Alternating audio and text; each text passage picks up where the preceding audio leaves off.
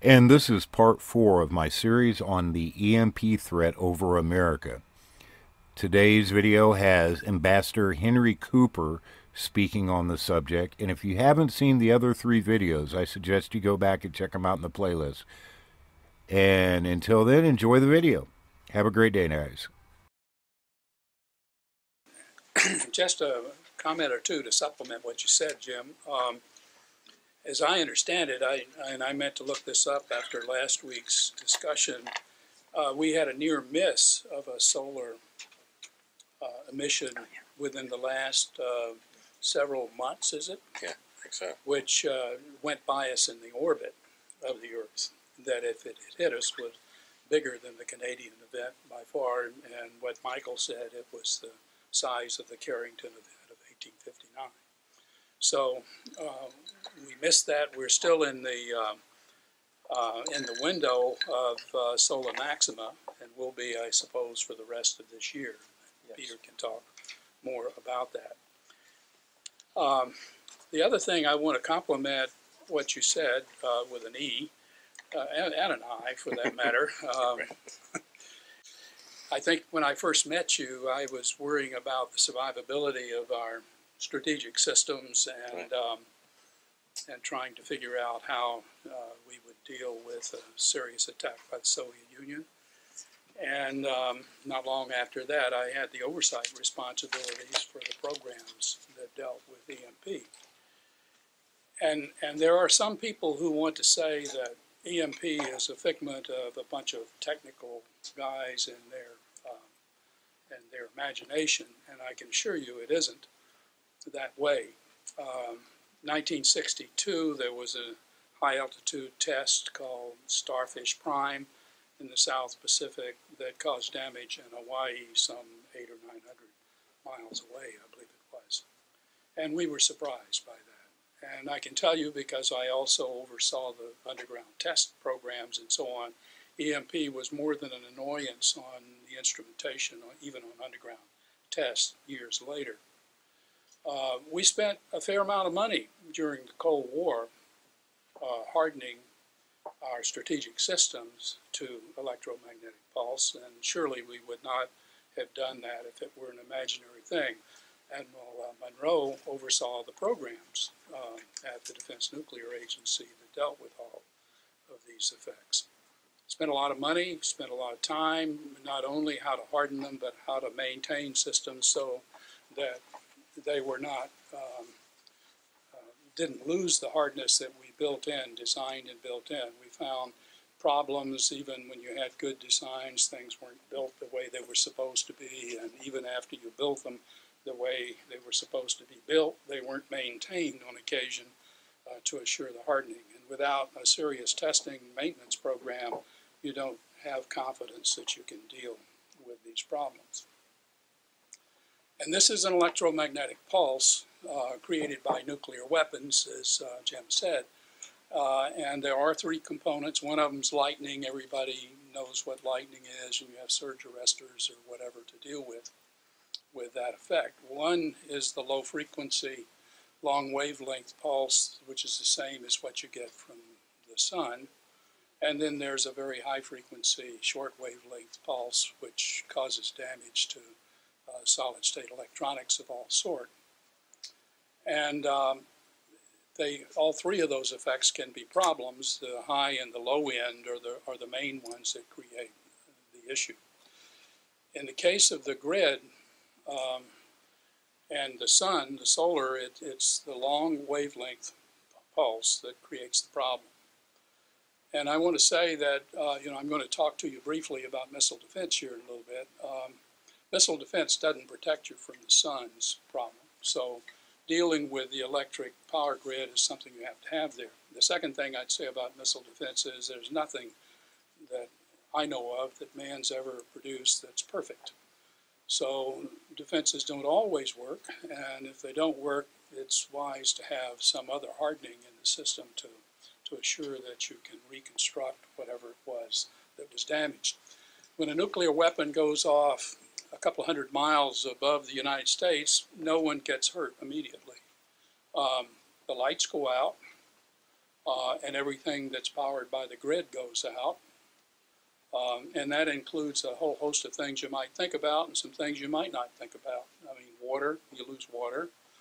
You lose the power for your sewage. Imagine being in a 100-story building or whatever, and gravity takes over.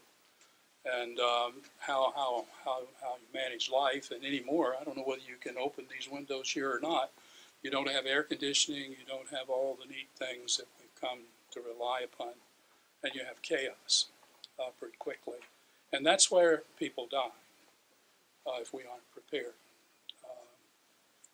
Bill Fortune, who I think was going to join us in this conversation, wrote a book called 1 Second After, where he hypothesized what life would be like in the little town he lives in Black Rock, is it, or something like that?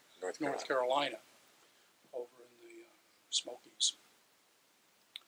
And it creates some really problematic issues, even when you have food and water for your own people to survive. The cities have great problems, and a massive migration by foot or whatever is hard to imagine, get your head wrapped around, but it's a problem. And we could use more, I think, serious discussion with the population on that nature, on that problem, and what the consequences would be. Now I want to talk a little bit about missile defense. That's what I spent a lot of my life worrying about for the last decade or so, several decades actually. And we worried initially about the threat from the Soviet Union. We've worried more recently about threats out of North Korea and Iran, eventually with nuclear-armed missiles, and not the massive attack that we had before, but even one or two. Generally, until recently, we didn't worry about EMP being coupled to that. And frankly, I didn't get spun up on this issue until about 6 or 8 months ago, when I learned for the first time that Congress was blocking dealing with the electric power grid. I didn't think anybody in their right mind would just accept this kind of vulnerability, and that's when I got all spun up to deal with the issue.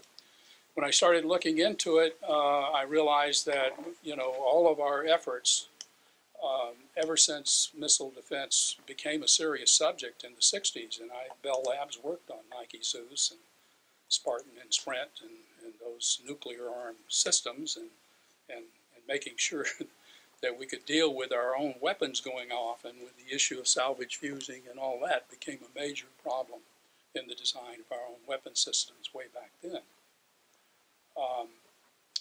But as I thought about this issue, came to realize that, we postured ourselves for the Soviets attacking us over the North Pole. And so we've deployed our interceptors.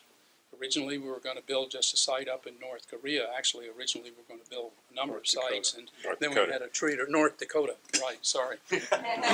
They're not there yet. They're not there. And we built a site, and it was operational for 6 months, I believe, before we shut it down. But everything was postured to deal with an attack over the North Pole, and it still is.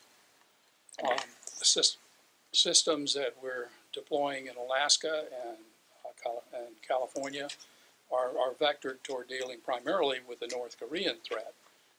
At least the Alaskan site would have a shot at Iranian launches over the North Pole if they weren't going too far south along the East Coast. But it's not, we don't have a lot of confidence in that capability. And so we need something to go with what we have. The Aegis, Navy's Aegis system, ballistic missile defense system, in my judgment, is the most capable defense we have today. It has an excellent test record, and it has been operated since day one by the operational crews. They're not dedicated on these ships to defending the country against ballistic missiles. They have other missions, but they carry defensive interceptors wherever they go. And when they are in the neighborhood of the United States, along the East Coast, let's say, they have the inherent capability of shooting down ICBMs from Iran. I say they have the inherent capability because we haven't given them the de facto capability. In order to have that, they need a radar up in the northeastern part of the United States, say in Maine. And the radar doesn't have to be all that sophisticated. It's basically what's referred to now as a TPY-2 radar. It's essentially the same radar, X-band radar, that is deployed with our Theater missile defense programs. But with a cue from that, a ship off the coast of northern Virginia, say at Norfolk or wherever, could defend the eastern seaboard between Washington and New York. If you put another radar in around Camp Lejeune, you can defend the southern part of the United States. And that's with the Aegis systems that's deployed today. If you keep up with these programs, you know we're going to be building ground-based Aegis sites in Romania and in Poland. The Romanian site goes in 2015, I believe it is, and the site in Poland in 2017. And when we get to the Poland site, we'll have a faster interceptor, which would be more capable. And if you put that on a ship as well, and it will fit in the vertical launch tube, or at least if we continue with the program we have going now, it could defend the entire eastern seaboard with a single radar up north. And I passed out these pictures, and you can find in them some sketches in the back of what our current capabilities are for just what's deployed today and what's already in the budget funded and will be deployed overseas anyway within the next 3 to 5 years. And I said they were on ships, but if you put them on the shore, of course, they can work there too. So if you could put an Aegis Ashore site at Fort Dix, then it's there all the time and could provide. That's in Delaware, I think. New Jersey. Christie would like that, I suppose. But anyway, that could protect the northeastern seaboard reasonably quickly. But the ships will do the job. And whenever I talk about this, there's always somebody that raises the issue of picket ships. They say, well, the Navy's never going to like the idea of, having to patrol the coast and serve as a picket ship. What they don't appreciate is that there are ships on our coast all the time. Last year, on an average day, picked at random, there were 2 ships along the eastern seaboard. And there were 3 to 6 more that were either in port or they were being modified.